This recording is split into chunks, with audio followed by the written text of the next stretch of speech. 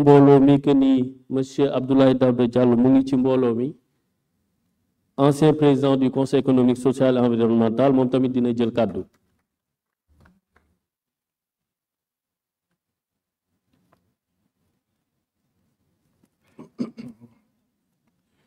Je vous remercie. Monsieur le Président de la République, Monsieur le Président de l'Assemblée nationale,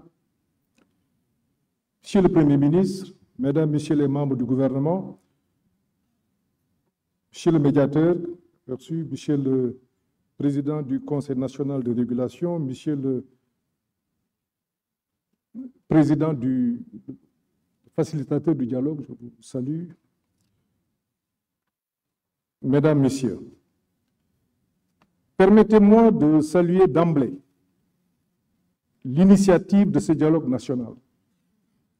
Malgré les turbulences, elle est un geste d'ouverture à magnifier.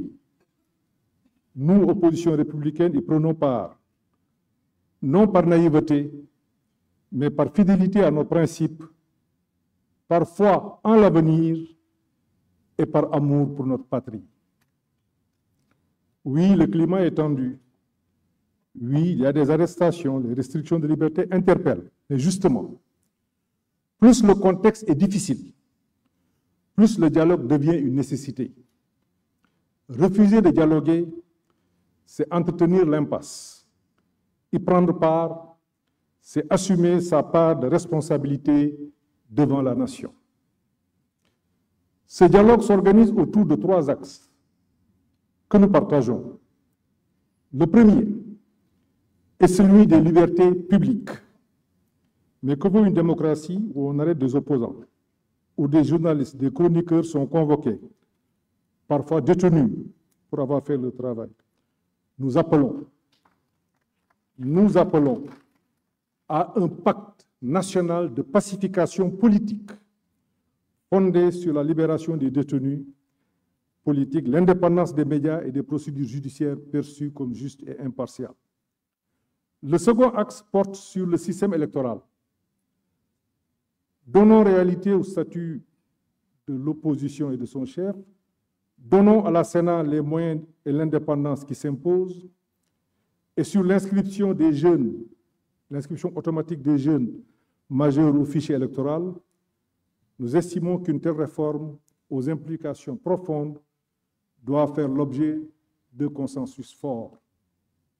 Le troisième axe est la refonte institutionnelle. Il est temps de rendre nos institutions plus légitimes. Cela suppose de renforcer, c'est une proposition, la proportionnelle dans l'élection des députés et ou d'introduire un second tour dans le scrutin majoritaire. De même, la Haute Cour de justice doit être réformée, sa composition, aujourd'hui alignée sur la majorité parlementaire, ne garantit pas l'impartialité attendue. Au demeurant, n'oublions pas que c'est notre système démocratique actuel qui a permis les grandes alternances de notre histoire. Il a porté au pouvoir les gouvernants d'hier comme il a permis l'accession du pouvoir actuel. C'est un héritage précieux, fruit des luttes, des réformes, des sacrifices consentis au fil des décennies. Que l'on soit au pouvoir ou de l'opposition, nous devons ensemble préserver cet acquis. Mais au-delà des questions politiques, l'enjeu central de mon point de vue reste économique. C'est pour cela que j'avais souhaité et proposé l'inscription de cette question à l'ordre du jour du présent dialogue. J'espère et souhaite vivement une mobilisation de tous les acteurs autour de ce sujet. Le Sénégal fait actuellement face à des pertes d'emplois, une dette croissante et une situation budgétaire préoccupante sur fond de vulnérabilité externe. On peut ne pas s'entendre sur les causes, mais il faut qu'on s'accorde sur les solutions. Ainsi, votre nouveau référentiel stratégique de l'action publique devrait être, de mon point de vue, mieux partagé pour améliorer sa mise en œuvre pour l'intérêt de tout le monde. De même, un pacte national sur l'emploi productif qui mobiliserait tous les acteurs autour des secteurs à fort potentiel serait vivement opportun. Enfin, Une réforme de la politique budgétaire me semble être nécessaire et urgente. Elle ne peut plus attendre. Il y va de notre souveraineté. Et je sais que, Monsieur le Président de la République, vous tenez particulièrement à cette question. Toutes ces questions pourront faire l'objet d'échanges ultérieurs. Toutefois, permettez-moi de noter qu'il va être difficile de faire fonctionner un levier, quel qu'il soit, dans un climat d'instabilité politique et sociale, au surplus dans un environnement international instable. C'est pour cela que j'ai parlé des questions économiques. Le Sénégal ne peut plus agir de notre point de vue par séquence. On n'a plus le luxe du temps long. Tout doit être engagé en même temps.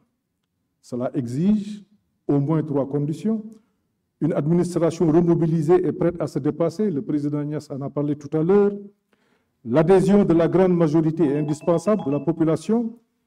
Il faut parler à l'âme de la nation, consolider le lien social, apaiser les tensions. Il faut qu'on se parle en toute sincérité. Et sur le plan international, nous devons renforcer nos partenariats dans un esprit de dignité, de confiance et d'efficacité. Sur le plan social, je salue la signature du pacte de stabilité qui a été important, mais allons plus loin avec une conférence sociale nationale. Enfin, je terminerai par la reddition des comptes. Aujourd'hui, nous traversons une séquence marquée par des révélations, audits, erreurs, exposés, pratiques, dénoncées. Tout cela peut être vrai. Mais l'histoire récente nous montre que ces vagues émotionnelles sont cycliques.